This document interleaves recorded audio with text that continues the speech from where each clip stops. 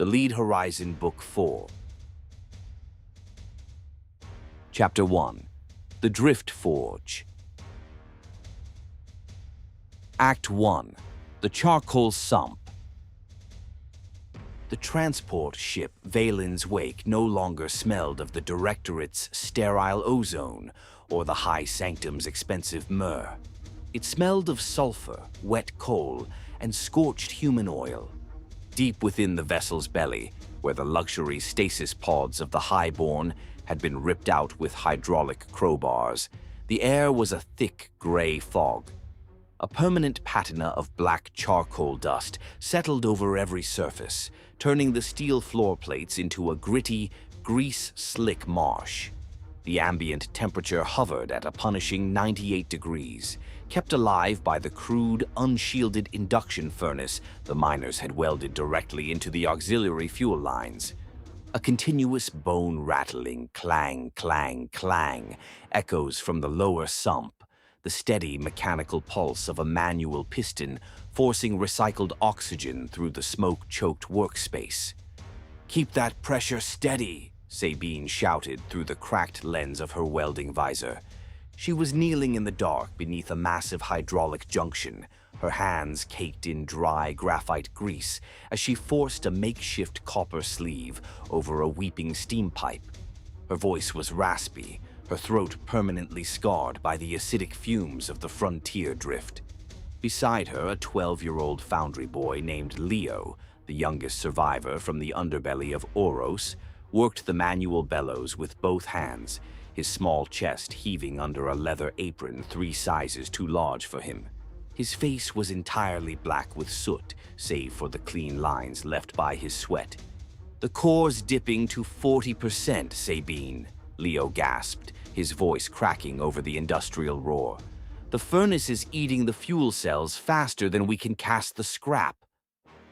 "It'll eat whatever we give it," Sabine growled, pulling her wrench tight until the copper sleeve bit into the iron. "If we let that induction ring freeze, the life support loops on Deck 3 go solid within an hour. Go tell the furnace crew to start breaking down the decorative brass frames we took from the palace cabins. Melt the saints if you have to. Iron doesn't care about liturgy." She stood up, her joints popping with a dry, organic click. She wiped her forehead with the back of her scarred forearm, leaving a streak of black coal grease across her brow. In the corner of the hold, illuminated only by the dull orange glow of the furnace door, sat Lyra. The silver girl was different now. The brilliant, mirror-polished quicksilver that had covered her skin during the siege of Oros had cooled, transforming into a hard, slate-colored lead patina. She sat perfectly still on a mound of iron filings, her legs crossed, her fingers twitching in a silent mathematical cadence. Fine, lead-colored wires ran from her temples directly into the ship's primary logic terminal, her mind functioning as the vessel's manual autopilot while its mechanical brains rotted from the lack of maintenance. "The fuel reserves will terminate in 4 hours, Lyra spoke, her voice flat, devoid of its previous multi-ton echo, but carrying a heavy, leaden authority. "The current drift path is entering the shadow of Sector 9. A Sovereignty logistics vessel, designated the Almsgiver, is drifting at 0.3 knots within our scanning arc. Its primary reactors are dead. Its hull is frozen." Sabine pulled her visor down, the tinted glass reflecting the orange fire.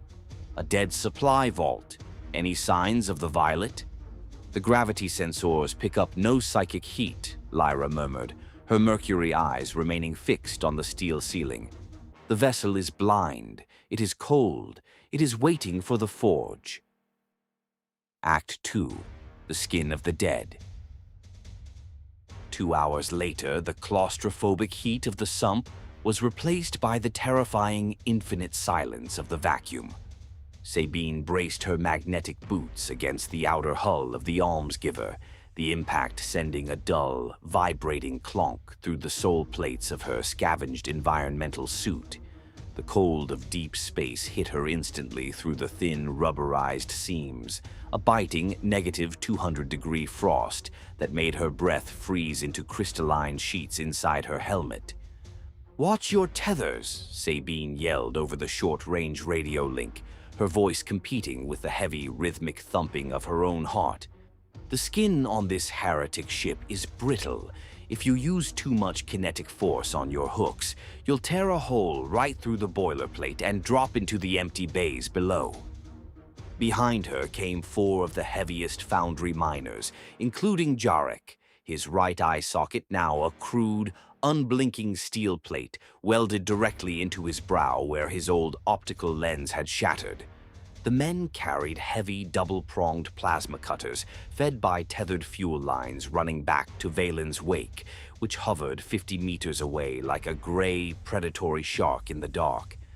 The almsgiver was a 3/4-mile mass of white granite blocks and gilded iron ribs, its once beautiful cathedral spires snapped off by its sudden exit from the Oros slipstream. Now it drifted through the gray-violet fog of the frontier like a floating tomb, its grand viewports frosted over with thick layers of frozen oxygen. "The primary fuel vault is beneath the 3rd buttress," Jarek's voice crackled through the comms, heavy and slow. He raised his massive plasma cutter, the tip igniting with a blinding 3,000-degree blue needle of flame that cast long, terrifying shadows across the dead ship's masonry. If the seals haven't ruptured, there should be 12 liquid tungsten rods sitting in the emergency racks. "Get to cutting," Sabine ordered, her own cutter flaring to life. "We don't have the luxury of time. Lyra says our wake is still leaving a faint ripple in the drift.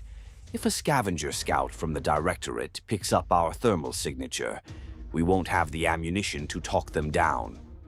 The miners set to work, the blue plasma flames hissing silently against the frozen white stone.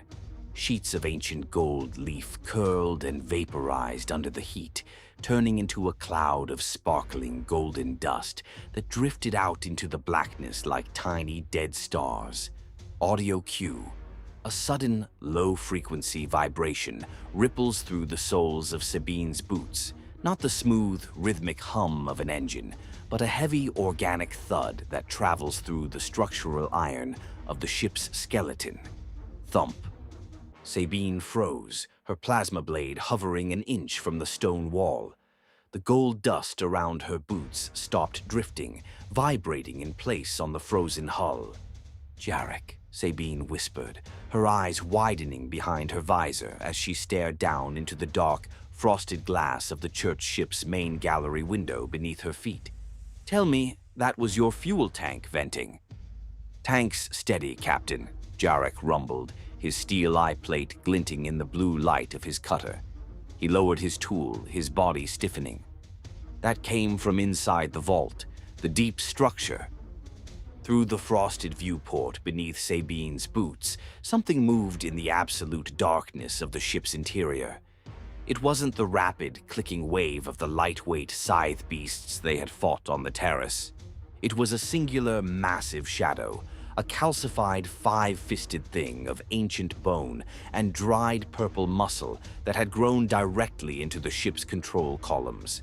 2 pale, bioluminescent yellow eyes slid open behind the frosted glass, staring not at Sabine's face, but tracking the rhythmic, high-frequency vibration of her plasma cutter's engine.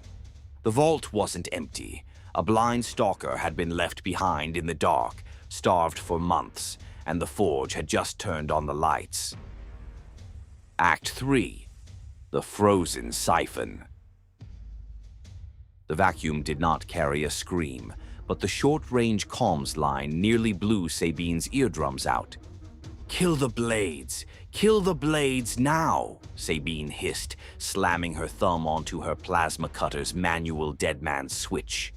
The brilliant blue needle of flame vanished instantly, plunging the hull of the almsgiver back into the oppressive, starlit shadows of the frontier.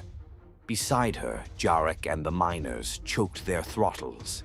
The sudden silence across the radio link was total, broken only by the frantic, ragged rasp of 5 people breathing inside rubberized helmets. Beneath their magnetic boots, the frosted glass of the gallery window groaned. The colossal shadow inside the vault pressed upward. It didn't have eyes that saw light. Its pale yellow bioluminescent sockets throbbed in time with the dying thermal signatures of their tools. It was a grave stalker, a heavy biomechanical anchor unit of the Bleed, left behind to gestate in the frozen hulls of dead fleets. Its calcified bone plate skull was 5 feet wide, ringed with sensitive sensory cilia that twitch-hunted for the slightest microscopic tremor in the ship's iron skeleton. Thump! The creature rammed its armored shoulder against the interior structural ribs. The vibration shot through Sabine's boots, nearly breaking the magnetic seal holding her to the hull. The main fuel hatch is half-sheared. Jarek's voice was a flat, desperate whisper in the headset. He pointed his unpowered torch toward the 3-inch gap they had just cut into the 3rd buttress. Inside, the dull, lead-shielded casing of the liquid tungsten rods was visible. If we pull them manually, the friction will rattle the whole deck. It'll drop straight on us. We don't pull them, Sabine said, her jaw tightening as she looked across the 50-meter void toward the rusted snout of Valen's wake. Leo, do you hear me? I hear you, Captain, the boy's voice cracked from the forge ship's short-range Vox. In the background, the rhythmic clang-clang of the charcoal sump was gone, replaced by a tense, waiting hush. Tell Lyra to bring the ship in, Sabine commanded, her eyes never leaving the frosted glass beneath her. No thrusters. Tell her to use the manual gravity winch. Drop a line down the neck of our cut. We're going to siphon the rods out before that thing breaks the glass. Executing adjustment. Lyra's harmonized voice cut into the channel, flat and chillingly calm. Out in the black, the tattered gray forge ship drifted forward like a ghost. Its main thruster nozzles remained dark, venting no revealing heat. Instead, 2 massive, crude iron arms, welded onto the ship's prow from scavenged crane parts, extended silently. A heavy braided steel cable uncoiled from the winch drum, its magnetic hook drifting across the void toward Sabine like a black snake. Crack. The gallery window beneath Sabine finally starred. A thick web of fractures raced across the reinforced plasteel glass as the gravestalker realized the vibration had stopped, but the mass above it had increased. The hook's here, Jarek grunted, catching the drifting cable with his heavy gauntlet. He jammed the magnetic lead down into the gap they had cut, the iron coupling clamping onto the first tungsten fuel rod with a sharp metallic clink. The sound was small, but to the monster below it was a gunshot. The frosted glass exploded outward into the vacuum. A cloud of jagged, crystalline shards erupted into space, sparkling like diamond dust in the dim starlight. Through the ruined window lunged the gravestalker, its multi-jointed scythe limbs snapping out to grip the white granite masonry of the outer hull. It had no lungs to roar, but its jaw split into a 3-tiered maw of wet, yellow teeth that vibrated at a frequency that turned the surrounding stone to powder. "Pull it up!" Sabine screamed, slamming her boots into full reverse polarity. "Lyra, haul the line!" The gravity winch on Valen's wake shrieked into life. The steel cable snapped taut, ripping the first 3 liquid tungsten rods out of their ancient emergency racks in a shower of white-hot friction sparks. The stalker didn't lunge at Sabine. Guided by the sudden, massive mechanical friction of the winch, it threw its 5-ton body directly onto the braided cable. Its calcified bone claws wrapped around the steel wires, its bioluminescent yellow eyes flaring a violent, toxic orange as it began to climb the line toward the open cargo doors of their mobile forge ship. Sabine unslung her short-barreled scattergun from her back, the weapon's chamber preloaded with heavy industrial lead slugs. "Jarek, the tethers!" she yelled, launching herself off the dying church ship into the weightless dark of the void. "Don't let that bastard touch the hull." Chapter 2. The Blind Stalker. Act 1. The Singing Wire. The void did not carry the sound of the winch, but Sabine felt it in her teeth. The 3-inch braided steel cable vibrated like a plucked guitar string as the 5-ton weight of the Gravestalker jerked against it.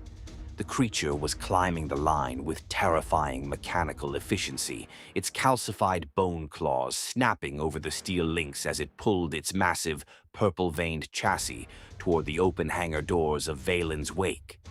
"Leo, fire the retro thrusters!" Sabine screamed into her helmet comms, her body drifting weightlessly 50 feet above the dead church ship.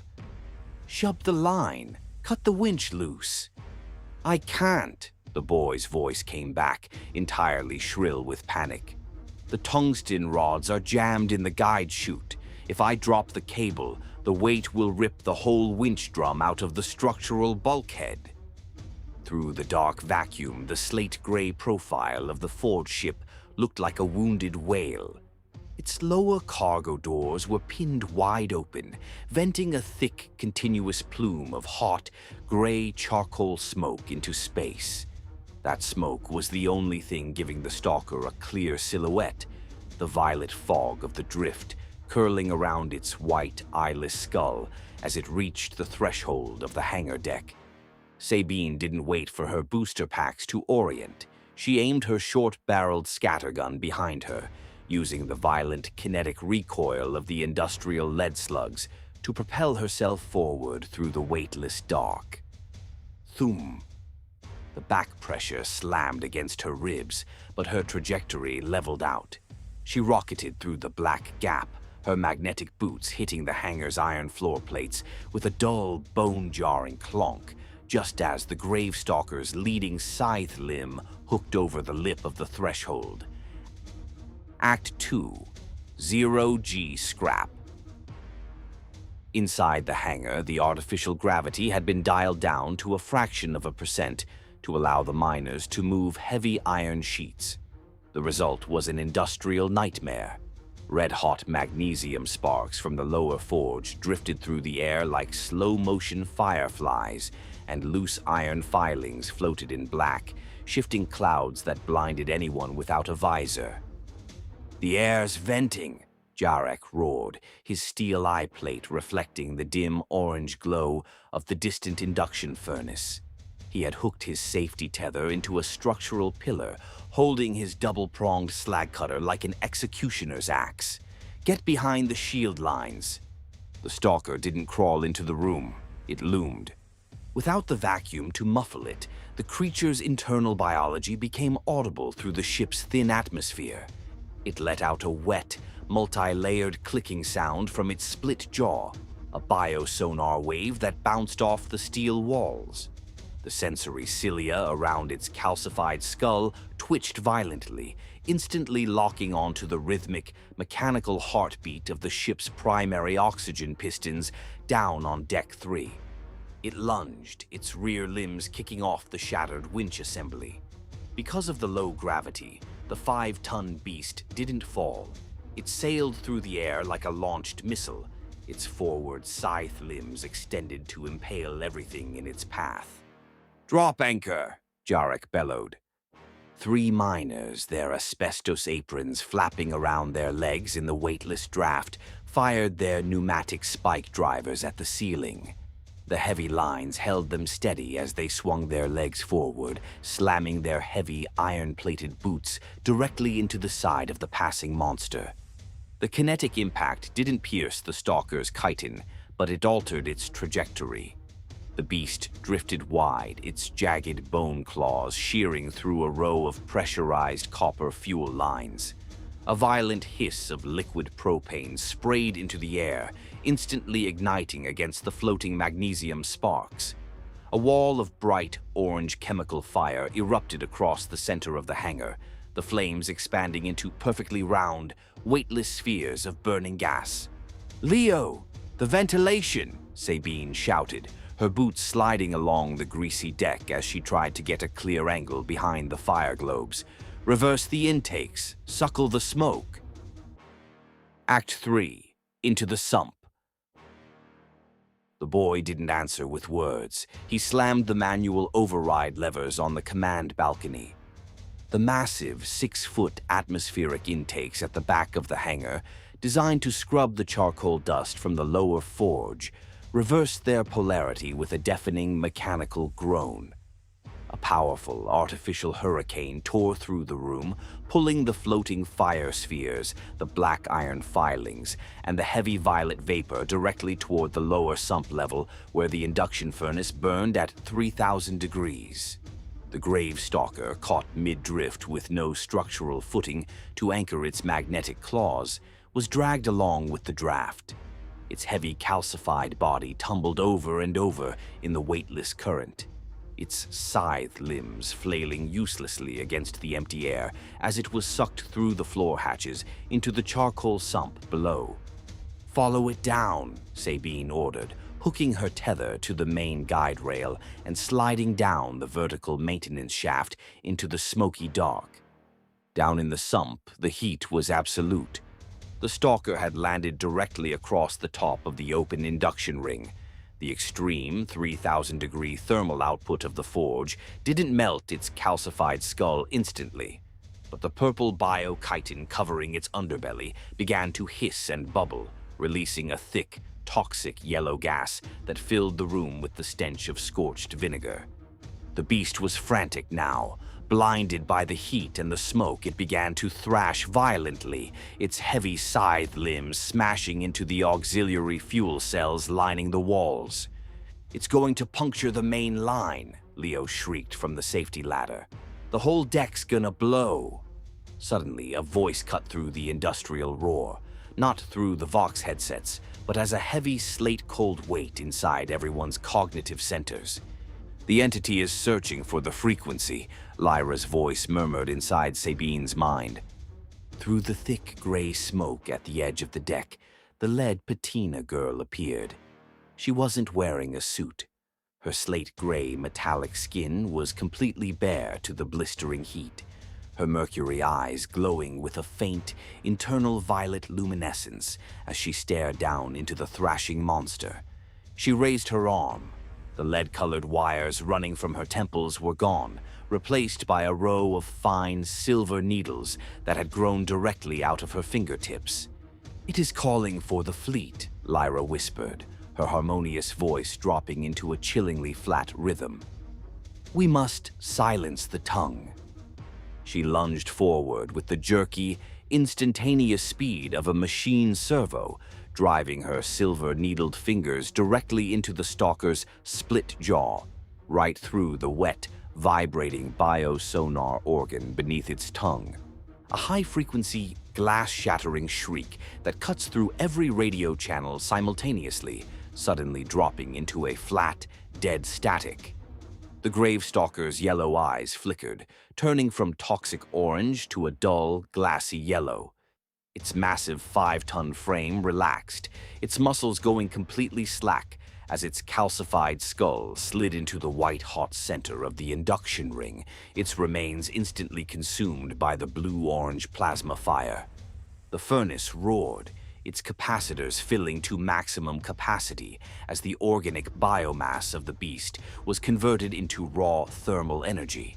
The ship's failing power grids suddenly surged back to life, the red emergency lights shifting back to a steady, operational amber.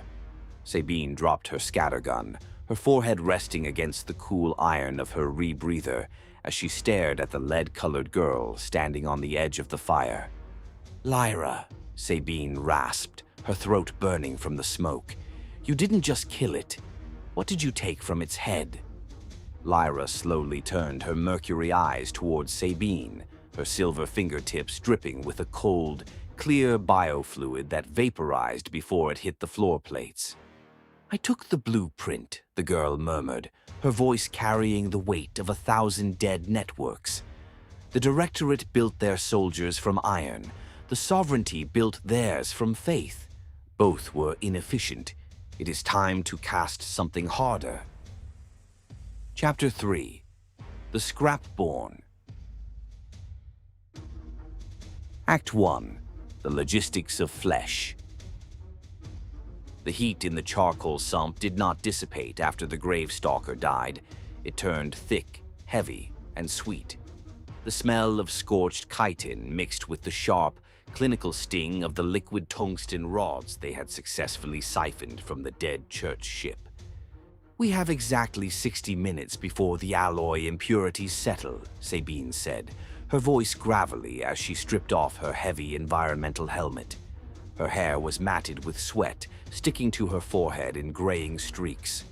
"Jarek, get the casting beds ready. If we don't pour this batch now, the tungsten will cool into slag and weld our main crucible shut." But Jarek wasn't looking at the crucible. He was staring at the back corner of the sump, where a low makeshift berth of iron plates had been lined with asbestos cloth. Lying on the cloth was Marrow, one of the veteran foundry miners who had held the line against the scythe beasts back on Oros. His legs were entirely gone below the knee, crushed by a falling structural beam during the escape. The skin of his thighs was an angry, mottled purple, infected by the toxic residue of the frontier drift that the ship's failing medical bay couldn't scrub. He was slipping away, his breathing wet and shallow. "She says she can fix him," Jarek muttered, his steel eye plate twitching as he pointed a grease-stained thumb toward Lyra. "But that ain't fixing, Sabine. Look at what she's bringing to the table." Lyra stood beside the dying miner, her slate-colored lead patina gleaming in the orange furnace light. At her feet sat a heavy industrial mold, typically used for stamping out structural hull ribs. Inside it, a slurry of liquefied tungsten and the organic, calcified marrow she had harvested from the Gravestalker's skull was swirling in a glowing, iridescent gray pool. The Directorate's armor was heavy because it resisted change, Lyra spoke, her voice carrying that new, dead network flatness. She didn't look at Sabine. Her mercury eyes were fixed on Marrow's failing chest. "The Sovereignty's armor was brittle because it required a god to hold the molecules together. The Frontier requires an alloy that learns." She raised her left hand. The silver needles extending from her fingertips began to vibrate, emitting a low, rhythmic hum that matched the exact frequency of the ship's oxygen pistons. "Marrow," Sabine said, stepping forward, her hand resting on the pommel of her scattergun. "You know what she's asking. There's no anesthetic for this. We don't have the chemicals." The dying miner cracked his eyes open, his pupils white with cataract blindness from the forge smoke.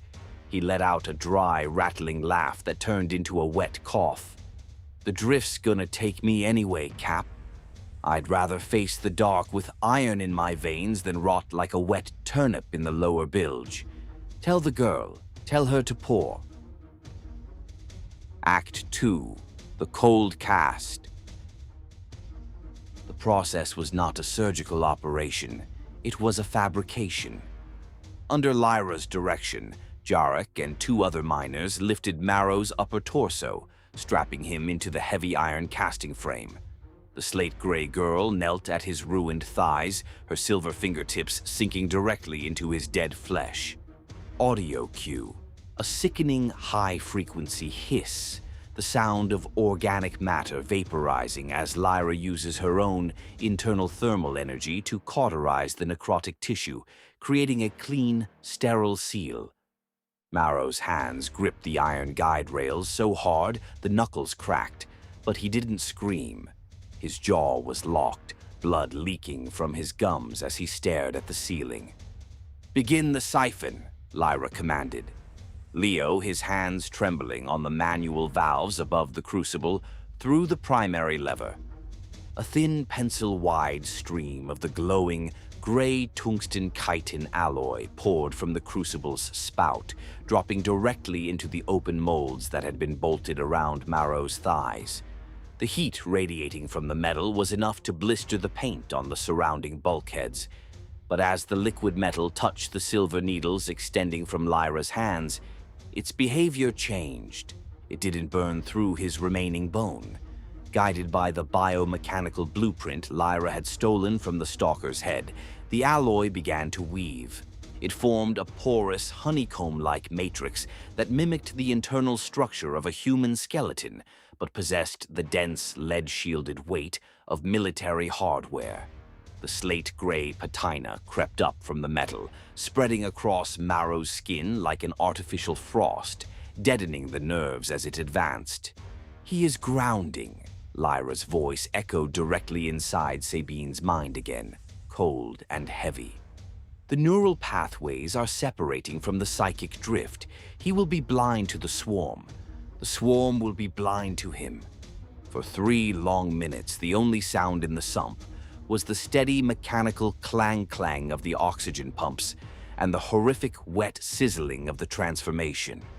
Then, the gray glow inside the molds began to fade, cooling into a dull, non-reflective slate finish. Act 3. The first template. The iron molds were unbolted with heavy pneumatic wrenches, clattering onto the greasy deck plates. Marrow lay perfectly still. From the waist down, his human legs were gone, replaced by thick, brutal columns of unpolished slate-gray alloy. They weren't smooth like the Directorate's high-end prosthetics. They were rough, showing the grain of the sand molds and the jagged seams where the metal had met the asbestos cloth. They looked like pieces of a starship's engine room given human form. "Marrow," Jarek whispered, leaning over his squad mate. "You still in there, brother?" The miner didn't answer for a long time. Then his chest expanded in a massive, deep breath, the wet, rattling sound in his lungs entirely gone, replaced by a clear, unnaturally steady respiration. He opened his eyes. The white cataracts were gone, replaced by a dull, metallic gray sheen that reflected the amber emergency lights. He gripped the side of the iron berth and pulled himself upward. The sheer weight of his new limbs made the steel floor plates groan beneath him. He swung his metal legs over the side, his new feet, crude, square blocks of tungsten chitin with magnetic sole plates, hitting the deck with a heavy, definitive thud. He stood up. He didn't wobble. The biosonar cilia he had inherited from the Gravestalker were microscopic, embedded directly into the gray patina of his shins, tracking the vibration of the ship's deck with perfect clarity. He looked down at his hands. The gray frost had stopped exactly at his wrists, leaving his upper torso human, but his foundation entirely mechanical. "I don't hear it," Marrow rasped, his voice deeper now, carrying a faint, metallic resonance. "Hear what?" Sabine asked, her hand finally dropping away from her scattergun. "The whisper," Marrow said, turning his gray eyes toward the dark viewports that looked out into the infinite void. "Ever since Oros fell, there was that buzzing in the back of my teeth. The sound of the violet trying to find a way in. It's gone. It's completely quiet."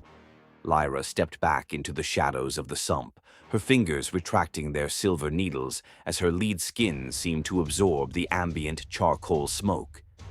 "The first Scrap-Born is cast," the girl murmured. "But one soldier cannot defend a frontier. The Directorate is tracking our thermal wake. They have deployed a hunter-killer corvette, designated the Iron Hand, to salvage what remains of our forge." Sabine wiped the sweat from her eyes, a hard, dangerous smile cutting through the soot on her face. She looked at Marrow, then at the rows of empty iron molds waiting by the furnace. "Then let them come," Sabine growled. "We've got a whole cargo hold of iron miners, a forge that's finally hot, and plenty of scrap left to pour." Chapter 4. The Anchor Trap. Act 1. The Logistics of Bait. The shadow of the Iron Hand was a long, cold blade, cutting through the static of the local Vox channels. "They aren't hunting by sight," Sabine said, tossing a rusted high-tensile copper coil onto the center planning table. Around it, the crew of Valen's Wake leaned over a flickering, low-resolution, wireframe map of the scrap belt, a dense, chaotic orbital cemetery of shattered freighters and ancient mining tailings. The Directorate's corvettes use magnetic anomaly detectors. If we run our main reactor, we're a flare in a dark room. If we run cold, they'll just sweep the grid until they find our bulkheads. "So we give them a bigger target," Maro rasped. He stood at the edge of the table, his heavy, slate-gray tungsten legs making the iron floor plates hum slightly with every shift of his weight. He was bare-chested, the grease and soot of the forge smeared across the human skin of his torso, ending abruptly where the lead-colored frost met his pelvis. He didn't use a chair, his new joints locked into place with the solid mechanical stability of a crane. The church ship, Jarek realized, his one organic eye widening. The hull of the Almsgiver is still venting residual thermal energy from our siphon cut. It's got thousands of tons of unrefined iron plate. "Exactly," Sabine nodded, pointing to a jagged, crescent-shaped asteroid on the map. "We tow the corpse of the church ship into the gravity shadow of Hollow Rock. When the Iron Hand drops out of cruise to investigate the magnetic bloom, they'll have to squeeze between 2-3 million-ton slabs of basalt to get a clean salvage scan." "And that's when we pull the teeth," Jarek grunted, a hard grin breaking through his scarred face. "Leo," Sabine turned toward the command balcony where the boy was frantically monitoring the approaching long-range signatures. "How many heavy gravity winches do we have operational?" "2 on the prow, Captain," Leo called down, his fingers flying across the greasy keys of the manual crane board. "But the cables are frayed from the stalker. If we strain them past 80%, the recoil will cut Valen's Wake completely in half." "Then we don't use them to pull." Lyra's voice drifted from the shadows behind the crucible. She stepped forward, her mercury eyes reflecting the dying orange coals of the induction ring. Her slate skin was perfectly still, her silver-tipped fingers resting against a massive, unworked block of raw slag. "We use them to trigger." Act 2. Setting the Deadfall. The dark inside Hollow Rock was absolute. The asteroid was a hollowed-out iron-nickel shell, the remnant of a century-old corporate strip mine that had left a cavernous, 3-kilometer tunnel straight through its core. Valen's Wake sat tucked inside the lip of the tunnel, its primary reactor entirely dead. The only light on the bridge was the faint, amber glow of battery-powered emergency cells. Outside, in the weightless void between the rocks, Maro and 3 other miners moved like ghosts. They didn't wear standard booster packs. The heavy biomechanical columns of their legs were equipped with the magnetic soul plates harvested from the stalker. They walked directly along the jagged face of the basalt asteroids, their bodies anchored to the stone by the iron veins Lyra had woven into their bones. "Anchor the pivot lines." 20 minutes remaining.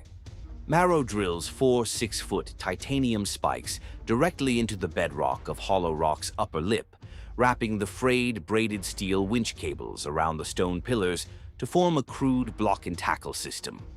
Rig the church ship bait. 12 minutes remaining. Jarek uses a manual plasma torch to weld the dead hull of the Almsgiver directly to the lower winch lines, leaving it drifting in open space like a broken tooth waiting to be pulled. Weave the neural trigger. 5 minutes remaining. Lyra bleeds her silver fingertips into the copper control lines of the winches, bypassing the ship's computer so the traps can be sprung by pure kinetic vibration rather than electrical signals. "The corvette is entering the outer marker," Leo whispered over the hard-wired copper comms line. "Designation Iron Hand. They've deployed their forward scanning arrays. They're biting, Captain. They're moving into the throat of the gap." Through the cracked viewports of the Ford ship, Sabine watched the approach. The Directorate corvette was a beautiful, terrifying machine. All clean lines, matte black radar-absorbent plating, and the brilliant, cold blue glare of high-efficiency ion thrusters. It moved with naval precision, its twin automated turret housings rotating smoothly as its sensors drank in the massive magnetic silhouette of the dead church ship. Inside the Iron Hand, they wouldn't see the tattered scrap ship hidden in the rock. Their advanced digital displays would only show a rich, unprotected salvage strike sitting in a narrow trench. "They're in the kill zone," Maro's voice came through the hard line, low and vibrating. He was crouching on the rock face less than 200 meters above the corvette's command bridge, his gray shins twitching as his biosonar cilia tracked the hum of the enemy's internal life support systems. "I can feel their engines. They're reversing thrust to stabilize their scan."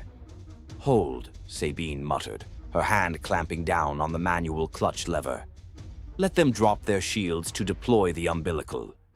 The Iron Hand slowed to a dead halt. A massive pneumatic bay door on its belly slid open, preparing to launch a mechanical salvage crew toward the church ship. "Now," Sabine growled, "cut the leash." Act 3. The Weight of Iron. Lyra didn't pull a lever.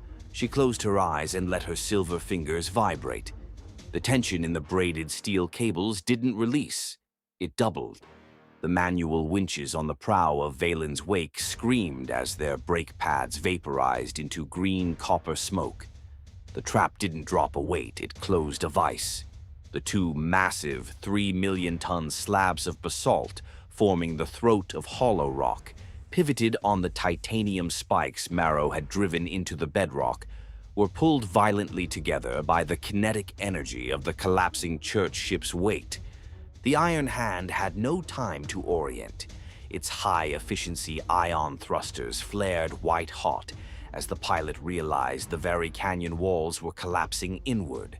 But the response time of a digital thruster computer was nothing compared to the instantaneous collapse of an industrial deadfall. Crunch. The left flank of the rock face slammed directly into the corvette's primary engine block, shearing through the delicate casing of its stabilization thrusters like paper. A split second later, the opposite wall hit the command tower. The clean, matte black hull buckled, the reinforced plasteel viewports imploding inward into the crew cabins in a silent, violent eruption of pressurized atmosphere and uniform components. The corvette wasn't destroyed by an explosive. It was flattened by the sheer, unyielding physics of the mining belt.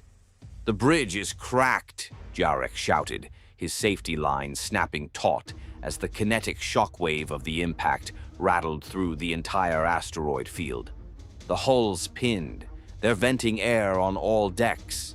"Maro, boarding parties," Sabine commanded, slamming her helmet back over her head and locking the collar seal.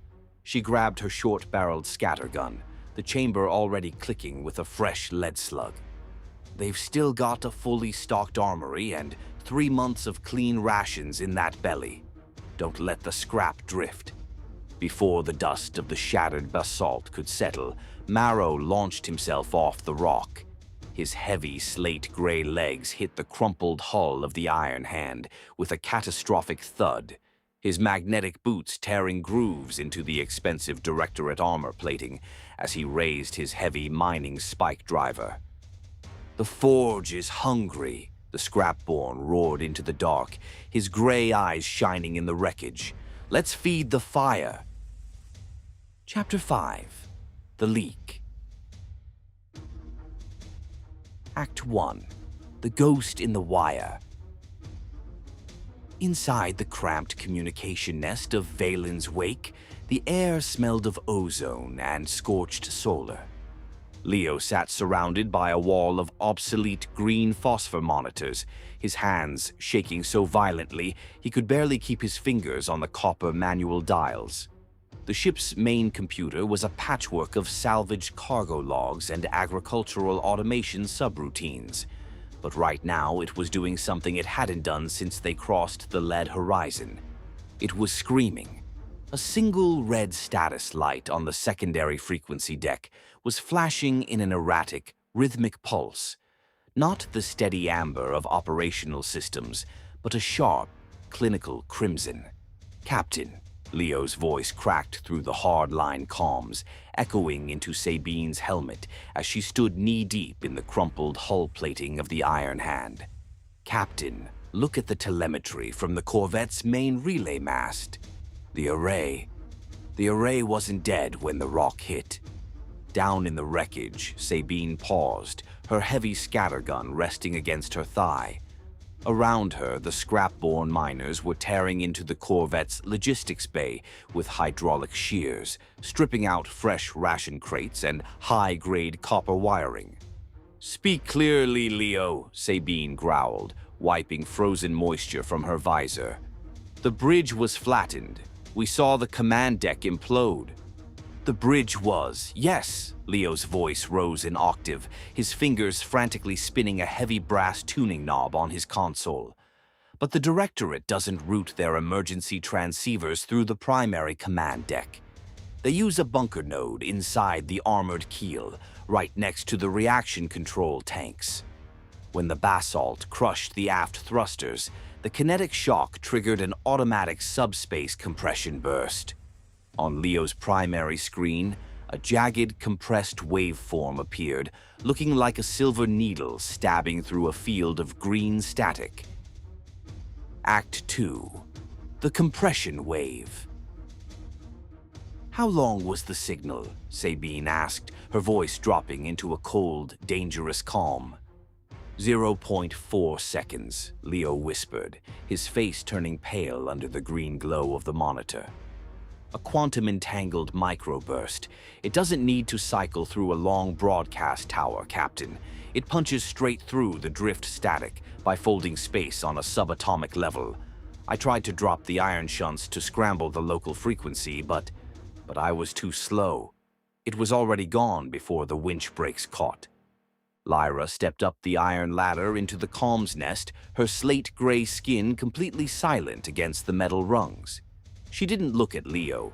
Her mercury eyes were fixed on the silver needle of the waveform on the screen. She reached out, her silver-tipped index finger gently touching the glass of the CRT monitor. The moment her flesh made contact with the screen, the green phosphor rippled, the static organizing itself into neat, terrifying rows of hexadecimal data. "The destination is the Vanguard station at the rim gate," Lyra murmured, her voice carrying that hollow, multi-layered resonance. "The message contains our drive signature, our current displacement mass, and the structural density of Marrow's bones. They know we have cast the first template." Leo stared at the girl, his breath catching in his throat. Can they decode it? Maybe the drift distorted the compression. "The Directorate does not rely on luck," Lyra said, her finger leaving the glass, leaving behind a small frosted ring of condensed moisture. "They will not send another corvette. They will send a sector purge flotilla.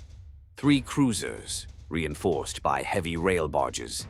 They will be here within 72 hours. Act 3. The Weight of the Clock. The silence that followed was heavier than the 3-million-ton rock holding the Iron Hand in place. Through the Vox link, Sabine's breathing was loud, rhythmic, and hard. She looked around the ruined corridor of the Directorate ship.